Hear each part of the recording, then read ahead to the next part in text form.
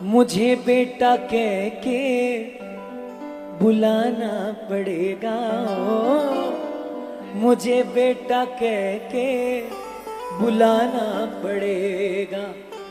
बहुत हो चुकी है आंख में चोली, अब तो आना पड़े।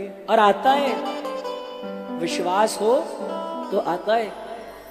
एक सेठ जी के पास बहुत पैसा था, बहुत धनवान थे, लेकिन औलाद नहीं थी।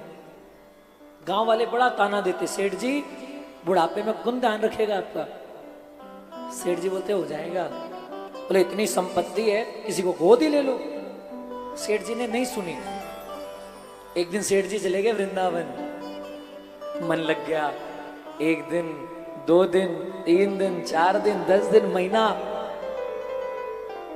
अब व्यापार भी तो है, सेठ जी को वापस भी आना था। सेठ जी ने कितना अच्छा उपाय निकाला। सेठ जी वापस तो आए, लेकिन वृंदावन से एक छोटी सी मूर्ति खरीद के लेके आए। घर में सबको बुलाया, सबको न्योता दिया, प्राण प्रतिष्ठा हुई। पूरे गांव वालों को कहा, तुम कहते थे ना गोद ले लो, गोद ले लो, ले लिया मैंने। इसको बोले वो बैठा है, वो जो मूर्ति देख रहे हो ना, वो मूर्ति नहीं है, वो मेरा गिरधारी लाल है। बोलो गिरधारी लाल सरकार की जय। बोले इसी को गोद लिया, यही ध्यान रखिएगा मेरे बुढ़ापे में, यही है मेरा वारिस।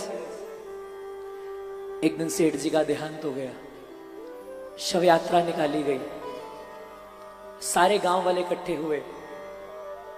सेठ जी बड़ा पुण्य धर्म करते थे, तो सारे आ गए। तैयारी हुई, शव यात्रा शुरू हुई। अचानक से 10-15 बच्चे आ गए, छोटे छोटे। हम भी चलेंगे, सबको सब बने, बच्चों का क्या काम। बच्चे बोले हम चलेंगे। बोले नहीं बेटा, तुम्हारा क्या काम, छोटे छोटे बच्चे नहीं जाते शव यात्रा में। बोले नहीं नहीं, सेठ जी हमारा बड़ा ध्यान रखते थे, सेठ जी हमें खिलौने देते थे, खाने को देते थे, बड़ा ध्यान रखते, सेठ जी बड़े अच्छे थे, हम जाएंगे। कोई बात नहीं, छोटे छोटे बच्चे। बाल हट, 3 हटी तो दुनिया में प्रसिद्ध है, नारी हट, बाल हट, योग हट। अब कौन रोके, बच्चे चले गए। मुखाग्नि का समय आया, सारे लोग पीछे हट गए। कौन मुखाग्नि दे। उन बच्चों में एक बच्चा आगे आया, बोले मैं करूंगा। सारी क्रियाएं हो गई, गंगा जी में स्नान हुआ। गंगा जी में स्नान हुआ, सबने डुबकी लगाई, सारे बाहर आ गए। जिसने मुखाग्नि दी वो बच्चा बाहर नहीं आया। सबको लगा बच्चा डूब गया।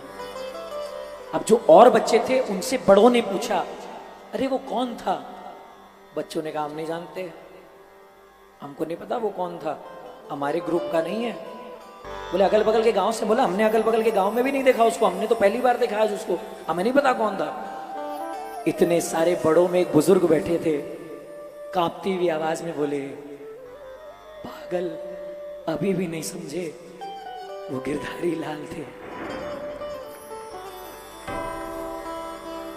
मजे की बात तो अब शुरू होती है। किसी ने विश्वास नहीं किया, सारे लोग उस बूढ़े को पागल समझकर, उस वृद्ध को पागल समझकर निकल लिए। लेकिन जैसे ही शव यात्रा से लौटते हुए सारे के सारे सेठ जी के घर में आए, और जैसे ही पहला कदम रखा, सारे लोग आश्चर्यचकित हो गए और सबको विश्वास हो गया कि हो ना हो वो गिरधारी लाल ही थे। क्यों? याद है ना, गंगा जी में स्नान किया था। वो मूर्ति जिसको सेठ जी ने अपना वारिस माना, अपना संतान माना, वो मूर्ति सर से लेकर पैर तक पूर्ण रूप से भीगी हुई थी, पूरी पोशाक गीली। बोलो गिरधारी लाल सरकार की। ऐसे चमत्कार करते हैं, ऐसे कृपा करते हैं। मुझे बेटा कह के बुलाना पड़ेगा, बहुत हो चुकी है आंख में चोली, अब तो आना